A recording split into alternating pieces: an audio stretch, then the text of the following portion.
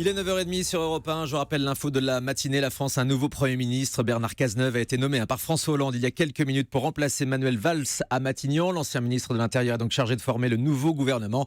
On aura plus d'infos avec la rédaction d'Europe 1 tout à l'heure dans le flash de 10h. Et pour l'heure, on passe au journal des médias avec Guillaume Janton. Bonjour. Bonjour. À la une ce matin, une candidate de l'élection Miss France 2017 victime d'un chantage à la photo. TF1 veut féminiser ses JT et Amanda Scott pourrait remplacer Virginie Guillaume à la présentation des victoires de la musique sur France 2. On commence avec une candidate de l'élection Miss France 2017 victime de chantage. Alors que l'élection de Miss France 2017 approche à grands pas, une nouvelle polémique autour du concours éclate. Un corbeau a envoyé anonymement une photo de Justine Camara, Miss Lorraine 2016 au journal L'Est républicain. Alors pour une fois, il ne s'agit pas d'un cliché dénudé, mais d'une image sur laquelle on aperçoit la jeune femme pointant une arme vers l'objectif.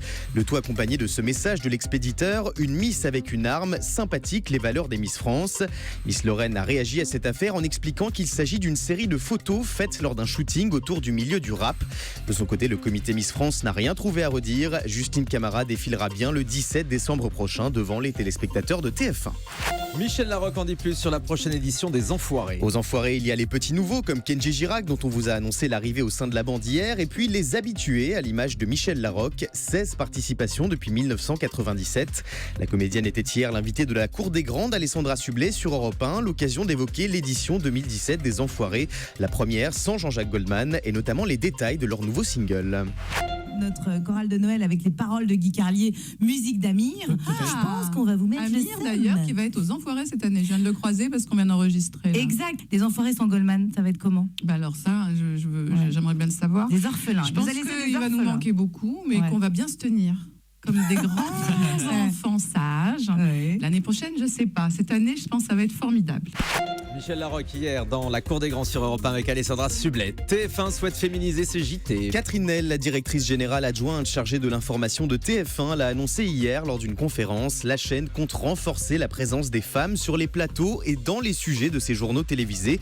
Les équipes de la Une se sont rendues compte grâce à une étude en interne que seulement 34% des intervenants et 24% des experts étaient des femmes. Des chiffres inacceptables selon Catherine Nel. Pour changer la donne, un annuaire des spécialistes féminines sera remis prochainement aux journalistes de TF1 et LCI, et des ateliers de formation seront mis en place pour, je cite, travailler sur la représentation des femmes et les stéréotypes. C'est une bonne chose. Amanda Scott pourrait remplacer Virginie Guillaume à la présentation des victoires de la musique sur France 2. La semaine dernière, on vous annonçait le départ de Virginie Guillaume de France 2. La chaîne du service public doit donc trouver une remplaçante à l'animatrice, notamment pour incarner la prochaine édition des victoires de la musique début 2017. Selon Télé 2 Semaines, c'est Amanda Scott qui pourrait prendre la relève. La présentatrice du talk-show Amanda a été contactée, mais rien n'a été signé pour le moment. À ses côtés, on pourrait retrouver Bruno Guillon. L'animateur remplirait pour la seconde année consécutive. Le passé sulfureux d'une participante de l'Amour Food sur C8 refait surface. Hier soir, C8 lançait l'Amour Food, sa nouvelle émission de dating dans laquelle des prétendantes tentent de séduire des cuisiniers célibataires.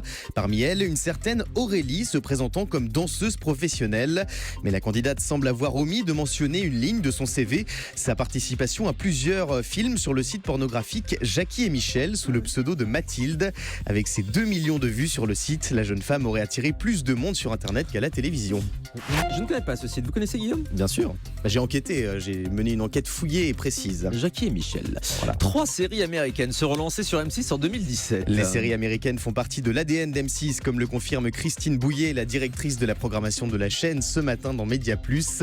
Elle annonce notamment le lancement de 3 fictions sur son antenne en 2017. Code Black, une série médicale d'un nouveau genre. 24 Legacy, un feuilleton dérivé de 24 heures chrono, mais aussi la suite de l'incontournable Prison Break. Chouette, je crois que vous êtes un grand fan de Christine Bouillet, la directrice de la programmation de M6. W9 va diffuser le gala de Noël de l'association Tout le monde chante contre le cancer. Ce grand concert pour la bonne cause a lieu ce soir à l'Olympia à Paris, avec sur scène plus de 30 artistes de choix. Patrick Bruel, Vianney ou encore le DJ Kungs. Une soirée dont les temps forts seront diffusés le jeudi 22 décembre prochain en prime time sur W9. Allez, chiffre du jour. 42 000, c'est le nombre de retweets du message posté par Cyril Hanouna en avril dernier. Un message annonçant l'annulation d'un numéro de Touche pas à mon poste suite à la gifle de Joy Star à Gilles Verdez.